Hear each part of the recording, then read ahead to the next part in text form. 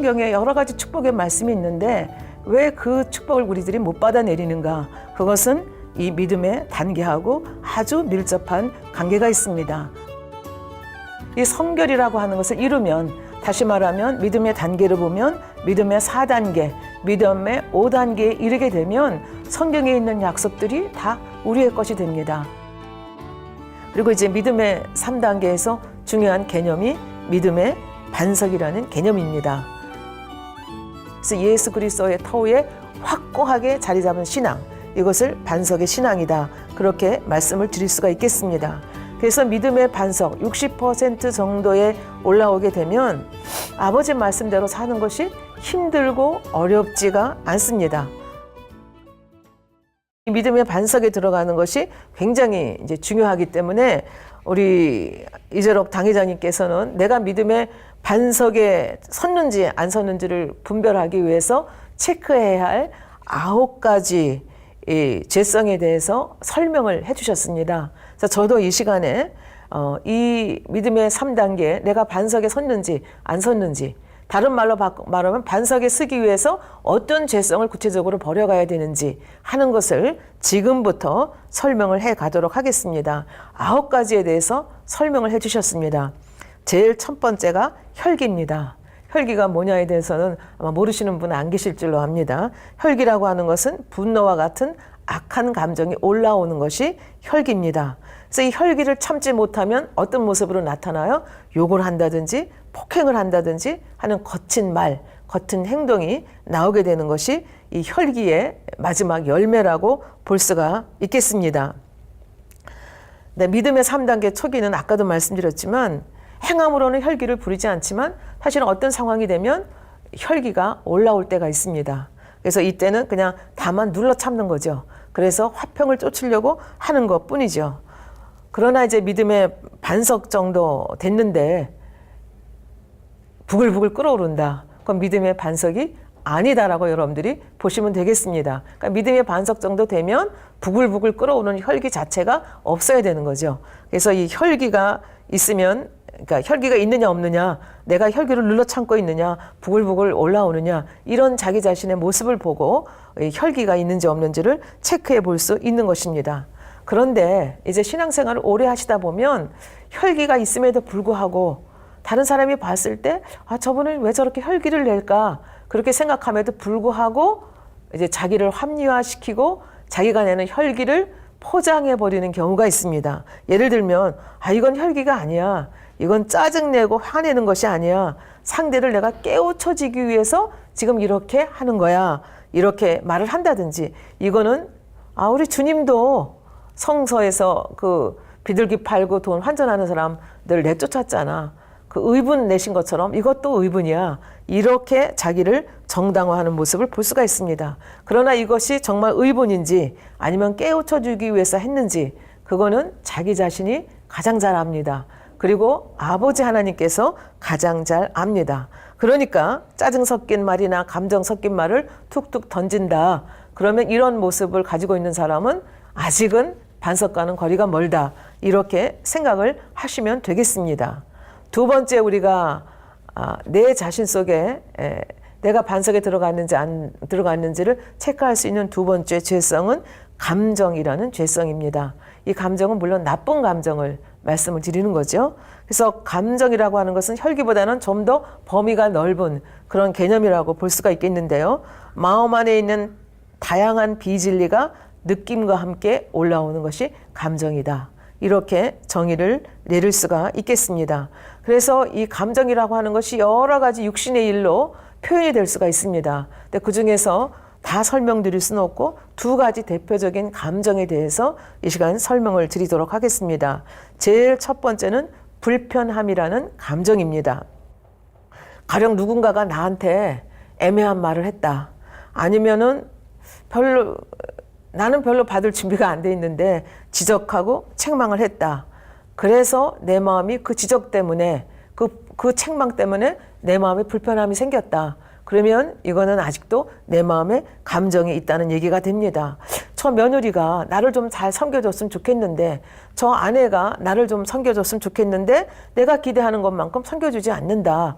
내 기대에 어긋나서 내 마음에 불편함이 있다. 며느리에 대한 불편함이 있다. 아내에 대한 불편함이 있다. 남편에 대한 불편함이 있다. 자식에 대한 불편함이 있다. 이것은 감정이 있다는 것이 되겠습니다. 성경 말씀을 기준으로 본다면 오른편 뺨을 치면 왼뺨도 내주고 속옷을 달라 하면 겉옷도 내어주고 오리를 가자 하면 십리를 동행하라는 것이 우리 아버지 하나님의 뜻입니다. 그런데 뭐 조금 애매한 말 들었다고 해서 뭐 당연히 받아야 할 지적, 책명 받았음에도 불구하고 그거를 불편하게 생각한다. 이런 감정이 있다는 것은 아직 반성과는 거리가 멀다. 이렇게 볼 수가 있겠습니다. 이 서운함이라는 것도 마찬가지죠. 남이 내가 이렇게 열심히 했는데 왜 나를 인정해 주지 않는가? 아니면 내가 이렇게 열이라는 일을 했는데 왜 대가는 5개밖에 안 주는가? 아니면은 애매하게 오해를 받았을 때 마음에 서운한 감정이 들면서 힘이 빠지고 낙심이 돼서 기도할 힘도 안 생기고 사명을 감당할 힘도 안 생긴다. 그러면 이거는 아직까지 이 반석과는 거리가 멀다. 이렇게 볼 수가 있겠습니다. 누가복음 17장 7절부터 10절에 보면 무익한 종에 대한 말씀이 나옵니다. 7절에 보면 너희 중에 네게 밭을 갈거나 양을 치거나 하는 종이 있어 밭에서 돌아오면 저더러 곧 와 앉아서 먹으라 할 자가 있느냐. 그 종이 하루 종일 일하고 왔죠. 근데 주인이 너 수고했다. 내가 밥 차려줄게 밥 먹어. 이런 주인이 없다는 얘기입니다. 오히려 저더러 내 먹을 것을 예비하고 띠를 띠고 나의 먹고 마시는 동안에 수종하고 너는 그 다음에 내가 다 먹고 난 다음에 먹어라. 이렇게 하지 않겠느냐. 명한 대로 하였다고 종에게 살해하겠느냐. 이와 같이 너희도 명령받은 것을 행하니 이르기를 우리는 무익한 종이라. 우리가 하여야 할 것을 한 것뿐이라 할지니라. 그러니까 내가 어떤 일을 했다. 교회에서 했다. 집에서 어떤 일을 가족을 위해서 했다 했을 때 남이 알아주지 못하는 것을 속상해하는 것이 아니라 내가 마땅히 아내로서 남편으로서 양떼로서 마땅히 해야 할 일을 했다. 이렇게 생각하면 서운한 감정이 일어날 수가 없다는 얘기죠. 누가 나를 대접하지 않았다고 해서 서운해할 이유가 없다는 얘기가 되겠습니다. 그래서 믿음의 반석 정도 온다 하면 내가 비록 부당한 대우를 받았다 하더라도 그것 때문에 서운해하고 하지는 않는다는 그런 얘기가 되겠습니다. 그런데 성경에 보면 이 서운함 때문에 그 불평하고 서운함 때문에 일을 그르치는 분들이 의외로 많다는 것을 알 수가 있습니다. 그 중에 대표적인 분이 요나라고 하는 선지자를 들 수가 있겠는데요. 요나서를 보면 아버지 하나님께서 요나 선지자에게 아수르, 그때 당시에 이스라엘과는 적국 관계에 있었던 적대국입니다. 그 수도인 니느웨에 가서 니느웨의 멸망을 선포하라 이렇게 말씀을 하십니다. 요나의 입장에서는 아버지 하나님께서 선포하라 한 그대로 니느웨가 망했으면 좋겠습니다. 왜? 이스라엘을 너무나 괴롭게 하는 적대국이었기 때문에 그렇습니다. 그런데 이 명령을 듣고 이상하게도 요나는 니느웨로 가지 않습니다. 니느웨와는 반대인 다시스로 도망을 가는 모습을 볼 수가 있습니다. 그러면 왜 니느웨로 가지 않고 다시스로 갔을까? 이런 생각을 할 수가 있겠는데요. 니느웨 그 요나 선지자는 선지자였기 때문에 니느웨에 가서 멸망을 선포했을 때 혹시라도 니느웨 백성들이 회개할까? 그래서 만약에 회개하면 아버지 하나님은 사랑과 긍휼이 많으신 분이라 용서하면 어떡하지? 저들은 망해야 되는데 용서하면 어떡하지? 그런 염려가 됐기 때문에 결국은 니느웨가 망하기를 바라는 간절한 마음이 있었기 때문에 아버지의 명령에 불순종해서 거꾸로 다시 쓸어가는 모습을 볼 수가 있습니다. 여러분들이 잘 아시지 아버지 하나님께서 불순종하는 요나를 결국은 바다에 던지시게 하고 큰 고기가 물고기 속에서 3일을 버티게 하시죠. 그래서 거기서 회개하고 다시 아버지 하나님께서 한 번의 기회를 더 주셔서 니느웨로 가서 결국은 멸망을 선언하는 장면이 나오게 됩니다. 그런데 이 요나가 걱정하던 일이 벌어졌습니다. 니느웨에 가서 사실 요나는 정성껏 선교를 안 했습니다. 성경에 자세히 읽어보면 3일길이라고 되어 있는데 하루만 다니면서 선교를 했습니다. 무슨 얘기냐? 니느웨가 망한다.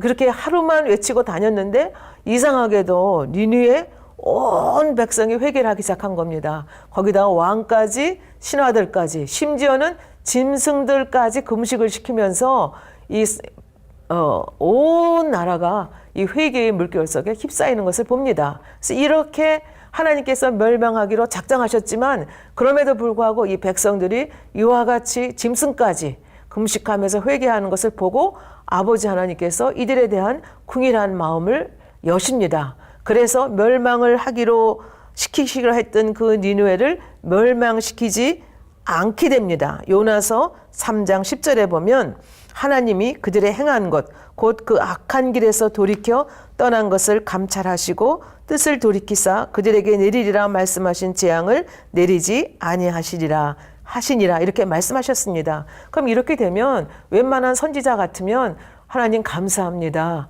저들을 저만큼 사랑하시는군요. 이러고 감사의 기도를 올려야 되는데 니느웨는 이렇게 하시는 아버지 하나님에 대해서 불편한 마음이 있었습니다. 서운한 감정이 있었습니다. 근데 얼마나 솔직한지 그것을 아버지 앞에 숨기지 않습니다. 입으로 내뱉는 것을 볼 수가 있습니다. 요나서 4장 1절에 보면 요나가 심히 싫어하고 노하여 아버지 앞에 감히 싫은 내색을 하는 것을 볼 수가 있습니다. 2절에 보면 여호와여 내가 고국에 있을 때 이러하겠다고 말씀하지 아니하였나이까. 그러므로 내가 빨리 다시스로 도망하였사오니 주께서는 은혜로우시며 자비로우시며 노하기를 더디하시며 인애가 크시사 뜻을 돌이켜 재앙을 내리지 아니하시는 하나님이신 줄을 내가 알았나이다. 거 봐요. 내가 그렇게 말했잖아요. 그랬더니 하나님 그렇게 했잖아요. 그래서 제가 다시스로 도망가지 않았어요. 그리고 하나님 앞에 항의하는 기도를 하는 것을 볼 수가 있습니다. 여호와여 원컨대 이제 이 생명을 취하소서.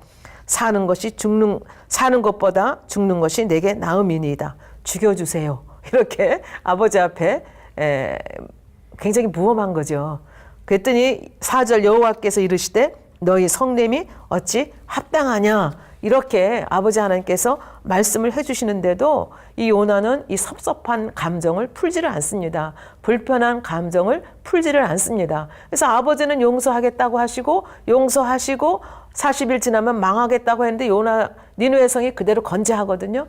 그러면 여기서 요나는 이제 집으로 돌아와야 되죠. 자기 나라로 돌아와야 되는데 아직도 그 마음속에 니느웨가 망하기를 원하는 마음이 너무 간절히 있었습니다. 그리고 어찌하든지 니느웨가 망하는 것을 보고 돌아가리라 이런 마음을 가지고 있었습니다. 그런 마음이 요나서 4장 5절에 이렇게 표현이 되어 있습니다.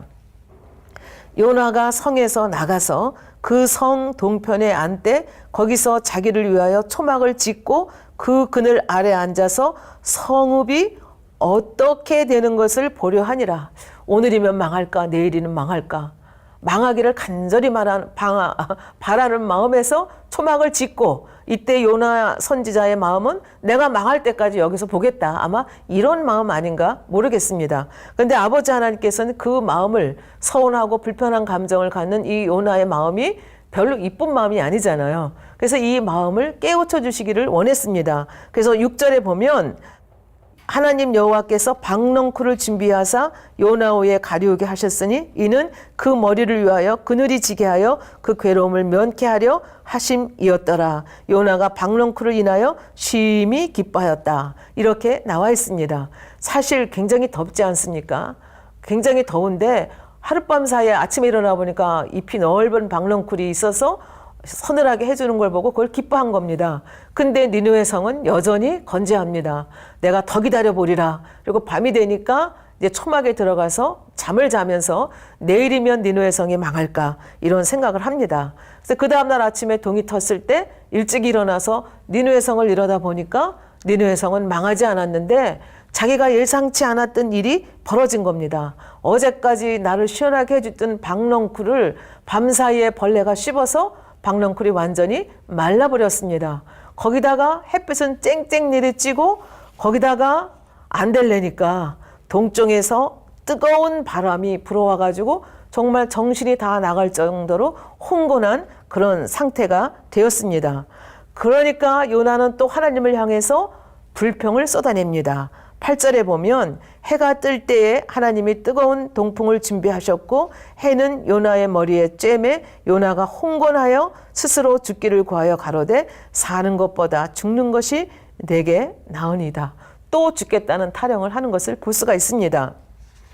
이렇게 성난 요나에게 아직도 깨닫지 못하는 이 요나에게 아버지 하나님이 또 깨우쳐 주기 위해서 말씀하십니다. 9절에 보면 내가 이 박넝쿨로 인하여 성냄이 어찌 합당하냐. 그가 가로되 내가 성내어 죽기까지 할지라도 합당하니이다. 그러니까 아직도 깨닫지 못하는 거죠. 합당하지 않다는 걸 말씀하는데 굳이 합당하다고 이렇게 말하는 요나의 모습을 볼 수가 있습니다. 그래서 아버지 하나님께서는 이 요나를 깨우쳐 주시기 위해서 또 인내하시면서 말씀해 주십니다. 10절 말씀입니다. 여호와께서 가라사대 내가 수고도 아니하였고 배양도 아니하였고 하룻밤에 났다가 하룻밤에 망한 이 박넝쿨을 내가 아꼈거늘 하물며 이 큰 성읍 니느웨에는 좌우를 분변치 못하는 자가 12만여 명이요 육축도 많이 있나니 내가 아끼는 것이 어찌 합당치 아니하냐.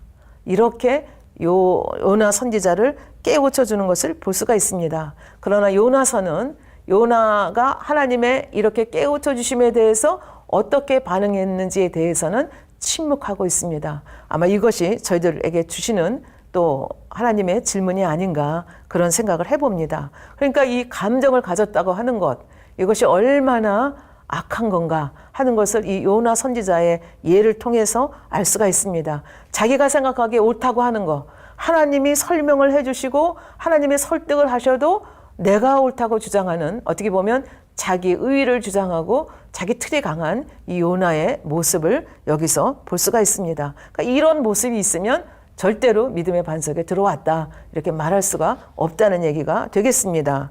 그 다음에 살펴보아야 할 또 그 체크리스트가 미움, 시기, 질투입니다. 믿음의 3단계에 오면 행함으로는 보이지 않는다고 말씀을 드렸죠. 그러니까 마음으로도 이 미움이라든지 시기라든지 질투하는 마음을 가지고 있으면 안 된다. 그런 말씀입니다. 요한일서 3장 15절에 보면 형제를 미워하는 자마다 살인하는 자다. 이렇게 말씀하셨습니다. 살인하는 자마다 영생이 그 속에 거하지 아니하는 것을 너희가 아는 바라. 행함으로 살인하지 않았다 할지라도 내가 형제를 마음으로부터 미워하면 그거 자체가 살인하는 것이다. 이렇게 말씀을 하고 있습니다. 그런가 하면 시기, 질투의 마음은 어떻습니까? 잠언 14장 30절 말씀에 보면 시기는 뼈의 썩음이라 이렇게 말씀하고 계십니다. 갈라디아서 5장에 보면 현저한 육체의 일 중에 시기, 질투가 들어있는 것을 볼 수가 있겠습니다. 똑같이 일했는데 나는 칭찬을 못 받는데 옆에 있는 사람이 칭찬을 받는다. 그랬을 때 여러분 마음속에 시기하는 마음이 있습니까? 질투하는 마음이 있습니까? 그렇다면 여러분들은 아직 믿음의 반석에 서지 못했다는 것을 알 수가 있겠습니다. 누군가 칭찬을 받는 걸 봤을 때 저 사람한테 이런 나쁜 면도 있는데 저 사람의 나쁜 모습이 먼저 떠오릅니까? 그러면 여러분들은 마음속에 시기하고 질투하는 마음이 있는 것입니다. 그러니까 이 시기하고 질투하는 이 마음 자체를 빼버리지 않으면 결과적으로 어떻게 됩니까? 가인과 같이 되는 거죠. 두 형제가 아버지 앞에 제사 드렸는데 동생 거는 받고 형 거는 안 받았죠. 그러니까 가인이 마음속에 왜 내 거는 안 받았지? 그러면서 동생에 대한 시기 질투하는 마음, 미움의 마음이 생겨서 결국 그 마음을 다스리지 못하니까 나중에 행함으로 나와서 인류 최초의 살인자라는 오명을 쓰는 그런 모습을 볼 수가 있습니다. 그래서 시기하는, 옆에 사람이 잘 되는 것에 대해서 같이 기뻐하지 않고 진리와 함께 기뻐하라 말씀하셨지 않습니까? 형제가 잘 되는 것을 같이 기뻐하고 내 부족함이 보인다면 아버지 하나님 저를 도와주세요. 저도 저렇게 잘할 수 있기를 원합니다. 이런 선한 기도를 올려서 자기의 능력을 배양해 가야 되는데 그렇지 않고 저 사람은 저런 나쁜 점이 있는데 왜 저 사람은 나도 똑같이 했는데 왜 저 사람만 칭찬하지? 이런 마음이 든다면 여러분은 반석과는 거리가 멀다. 이렇게 자기를 점검하시면 되겠습니다. 네 번째는 거짓 마음, 속이는 마음이라고 볼 수가 있겠습니다. 왜 거짓합니까? 왜 속입니까? 자기의 유익을 위해서 우리는 거짓말합니다. 속입니다.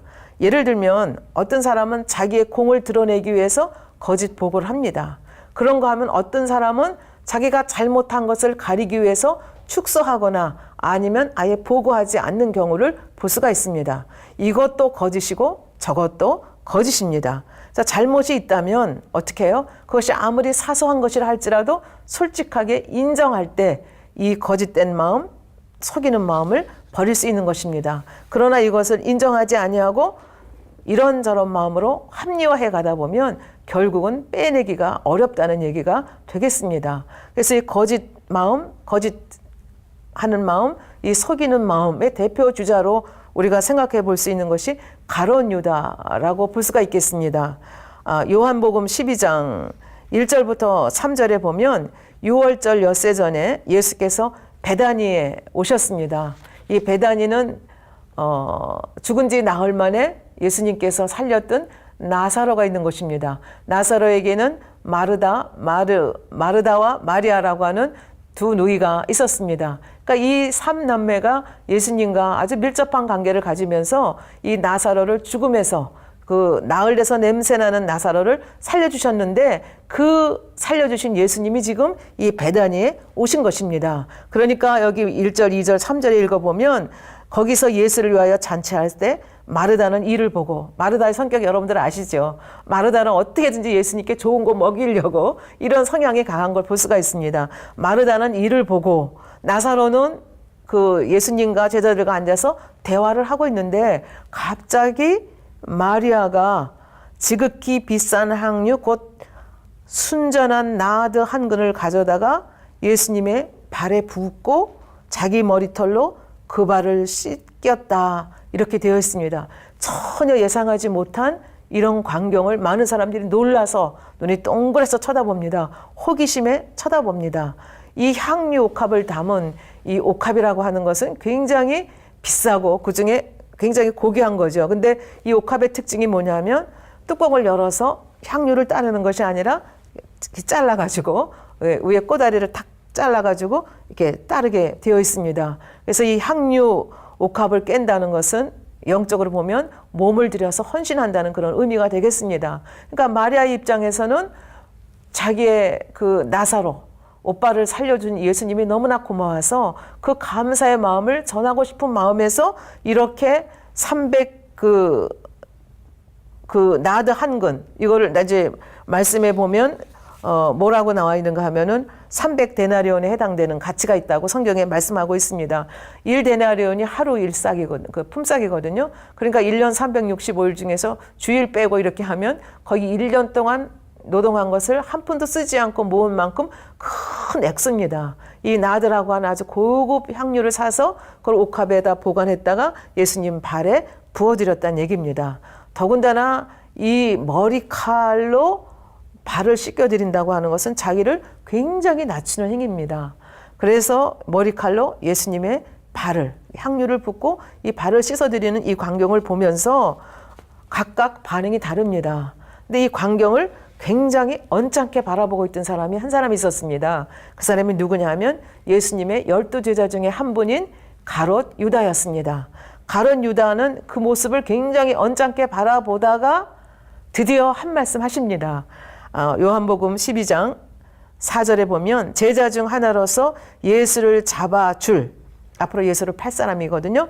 유다가 말하되 5절 이 향유를 어찌하여 300데나리온에 팔아 가난한 자들에게 주지 아니하였느냐 하니, 이 말씀만 들으면 굉장히 일리가 있는 말씀 같지 않습니까? 한번 부어서 그냥 낭비하는 것보다는 그 돈 가지고 구제하는 것이 낫지 않습니까? 이런 얘기입니다. 이렇게 말함은 가난한 자들을 생각함이 아니요 저는 도적이라.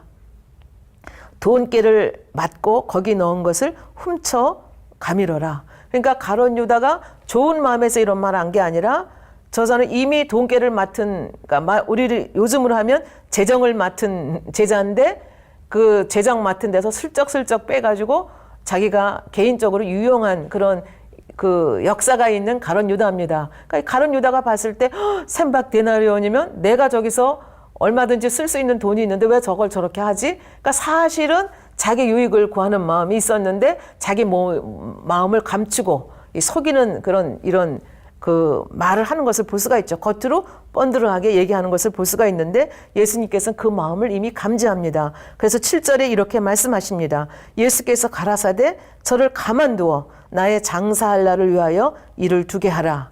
가난한 자들은 항상 너희와 함께 있거니와 나는 항상 있지 아니하리라 하시니라. 사실 마리아가 예수님의 장례를 준비하기 위해서 향유 부은 것이 아닙니다. 굉장히 감사해서 감사의 마음을 표현한 것뿐입니다. 그러나 이렇게 주관하시게 하신 분은 누구겠습니까? 하나님 아버지시죠. 예수님께서 며칠 후에 십자가에 못 박혀 돌아가시게 되거든요. 그러니까 그것을 이미 아신 아버지 하나님께서는 이렇게 마리아의 마음을 주관해서 장례를 예비케 하시고 예수님은 그것을 아시기 때문에 이렇게 말씀하는 것을 볼 수가 있습니다. 그래서 이 마리아의 행위를 굉장히 귀하게 여기셨습니다. 그래서 마가복음 14장 8절에 보면 저가 힘을 다하여 내 몸에 향유를 부어 내 장사를 미리 준비했다. 이렇게 말씀하시고 있고요. 마가복음 14장 9절에 보면 온 천하에 어디서든지 복음이 전파되는 곳에는 이 여자의 행한 일도 말하여 저를 기념하라 해서 굉장히 복된 여인으로 이렇게 생각하시는 것을 또 이렇게 대우하는 것을 우리가 말씀을 통해서 볼 수가 있습니다. 근데 이 말을 예수님께서 하시는 말씀을 들은 이 가룟 유다는 더 기분이 나빠졌습니다. 예수님께서 마리아 편을 드네? 그러면서 무시당한 것 같습니다. 감정이 났습니다. 분이 났습니다. 자존심이 상했습니다. 그러면서 이제 유다는 안 되겠다. 그러면서 예수님을 팔 마음을 더 굳히게 되는 장면이 여기서 나오는 것을 볼 수가 있습니다. 성경에 보면 예수님께서 가룟 유다를 보시고 하시는 말씀이 마태복음 26장 24절에 보면 차라리 태어나지 않았으면 좋았겠다 이렇게 말씀을 하고 계십니다. 굉장히 탄식하는 것이죠. 그러면 왜 태어나지 말았으면 좋겠다 이렇게 심한 탄식을 하게 되었는지 이것은 이제 지금 여러 가지 믿음의 반석에 서기 위해서 필요한 9가지 이 버려야 할 죄성에 대해서 저희들이 말씀을 드리고 있는데요. 이 가룟 유다라고 하는 사람이 속이고 거짓말하는 것 외에도 어떤 이런 악한 이 속성들이 있었는지를 우리가 알 수가 있습니다. 아까도 말씀드렸지만 돈깨를 맡아가지고 그 돈깨에서 돈을 슬쩍슬쩍 했다고 하는 것을 아까 읽은 성경에서 요한복음 12장 5절 6절에서도 말씀을 하고 있습니다. 그러니까 굉장히 이 욕심이 탐욕이 많은 이기적인 욕심이 많았던 사람이라는 것을 알 수가 있고요. 그 다음에 예수님을 보니까 군중들이 엄청나게 쫓아다니거든요. 그러니까 그 군중들을 보면서 저 예수님을 쫓아다니면 나도 존경을 받을 수 있겠다. 저분이 저렇게 권세를 얻으면 나도 한 자리 할 수 있겠다. 이런 얄팍한 계산이 깔려져 있었습니다. 그런데 점점 시간이 지나면서 보니까 대제사장이나 바리새인들에게 미움을 샀고 굉장히 자기가 생각한 거와는 다른 방향으로 흘러가고 있고 더군다나 이 여러 사람 앞에서 이 마리아 편을 들면서 자기 자존심을 상하게 한 그 예수님을 보면서 감정의 골이 점점 이렇게 깊어가는 것을 볼 수가 있습니다. 그리고 이제 이때 더 결심을 굳히게 되죠. 그래서 결과적으로 예수님의 그 습관을 잘 알고 있던 유다는 그 군대를 이끌고 그 군인들을 이끌고 겟세마네 동산으로 인도해서 결국은 예수님의 입에 그 예수님의 얼굴에 키스함으로 이제 이분이 예수님이라는 걸 가르쳐주면서 잡혀가게 하는 것을 볼 수가 있습니다. 근데 이렇게 거짓말하고 속이고 또 욕심, 탐심이 있는 이 사람의 말로가 어떠했는가? 성경에서는 굉장히 비참하게 죽었다고 표현을 하고 있습니다. 사실 가룟 유다도 예수님이 사형까지 당할 거는 생각을 못했습니다. 십자가에 못 박혀 사형을 당하게 된 현장을 보면서 후회합니다. 그리고 대제사장들에게 가서 은을 다시 주면서 받으라고 하니까 대제사장들이 받지 않죠. 그러니까 이 가룟 유다가 어찌할 수 없는 상황 속에서 나와가지고 어떻게 해요? 마태복음 27장 5절에 보면 유다가 은을 성소에 던져놓고 물러가서 스스로 목매어 죽었다. 이렇게 되어 있습니다. 근데 사도행전 1장 18절에 보면 또 이렇게 기록을 하고 있습니다. 이 사람이 불의의 싹스로 밭을 사고 그러니까 성소에 집어넣은 은 30양을 대제사장들이 이 더러운 돈, 피 묻은 돈이기 때문에 안 된다. 그래가지고 그 돈을 가지고 그 나그네 묘지를 사게 됩니다. 그래서 그 토지를 피밭이라고 얘기를 하게 되거든요. 그래서 여기 그 소리입니다. 이 사람이 불의의 싹스로 밭을 사고 후에 몸이 곤두박질하여, 몸이 곤두박질했다고 하는 것은 거꾸로 떨어졌다는 얘기입니다. 그러니까 목매달아서 죽었는데 그게 어떻게 끊어져 가지고 거꾸로 떨어져 죽으면서 무슨 일이 벌어졌는가 하면 배가 터져 창자가 다 흘러나온지라. 그러니까 죽는 것도 굉장히 비참하게 죽은 이 모습을 볼 수가 있습니다. 거짓말하고 속이고, 더군다나 하나님의 돈을 이렇게 거짓말하고 속이고 구원 자체가 이게 불가능한 이런 행위를 보이는 것을 볼 수가 있습니다. 거기다가 하나님의 아들인 예수님, 그렇게 기사와 표적을 많이 행하고 권능을 행하시는 그 예수님을 팔았으니 얼마나 그 죄가 심각하겠습니까? 그래서 이 속인다고 하는 것, 이것이 어떤 것인가 하는 것을 이 가룟 유다의 삶을 통해서 우리에게 경고해주고 있다고 볼 수가 있겠습니다. 그다음에 5번째 체크해야 될 것이 판단하는 것입니다. 6번째 체크해야 할 것이 변개함입니다. 7번째 또 우리가 체크해야 될 것은 내 마음속에 간음하는 마음이 있는가 하는 것입니다. 8번째 체크해야 될 것이 욕심, 사심, 탐심입니다. 마지막이지만 약한 것이 아니라 아주 심각한 죄성이 배신입니다. 이 배신이라고 하는 것은 하나님께서 어떻게 보면 제일 싫어하는 악이다, 이렇게 말씀을 드릴 수가 있겠습니다.